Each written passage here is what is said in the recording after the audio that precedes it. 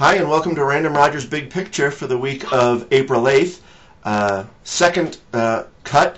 We had some technical difficulties, or more like some shenanigans, with the first one. So, just one thing on the agenda this week to speak of.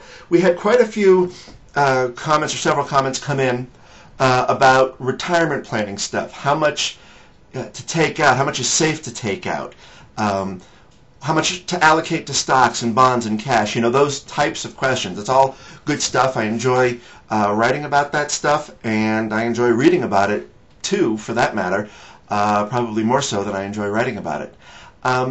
The point here that I wanted to follow up with is when you are starting out, and I could tell by some of the comments that I think some people were new to this concept or new to beginning to think about how to plan for this.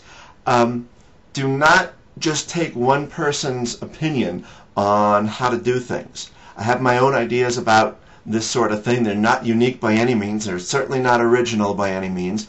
But they are my ideas. And while I don't think I'm a jackass, you don't know whether I'm a jackass. I've got family members who would probably swear that I am a jackass.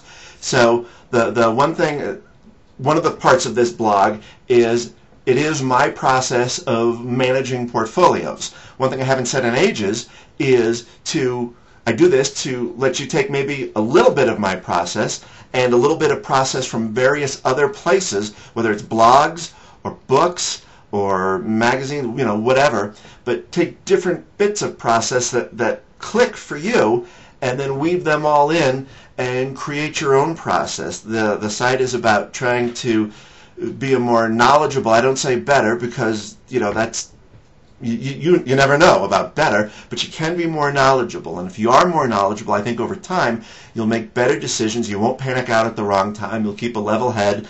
You'll be better at allocating your assets, which is a crucial thing going forward. So, this is an important thing. You're investing in your future by devoting time, to this. I'm going to assume that the typical person managing their own portfolio doesn't want to spend 40 hours a week managing their own portfolio.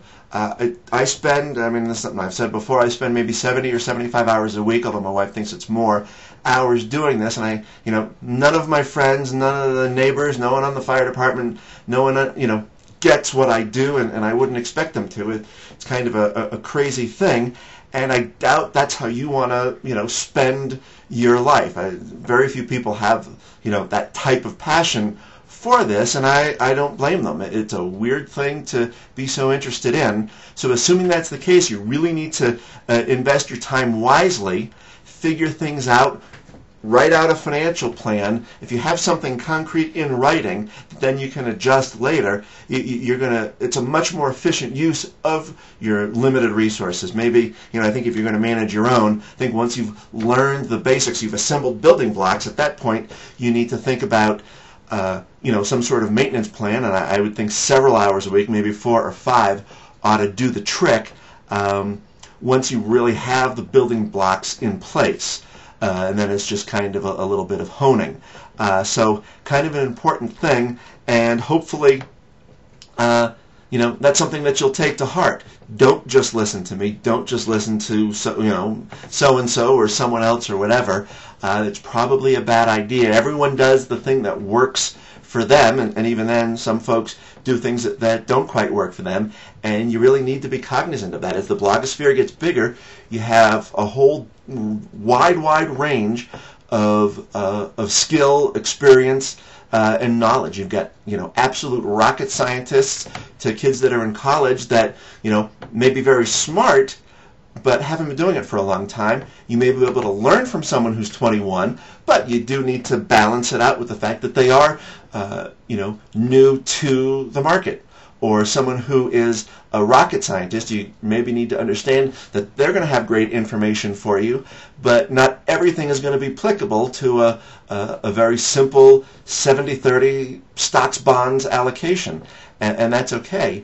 But just kind of ferret through wisely. And the reason I'm saying this is I don't want anyone to rely too much on just what I'm saying, because I've got, as I say, very narrow opinions that I feel comfortable with for myself, but I don't know that I would project those onto a stranger.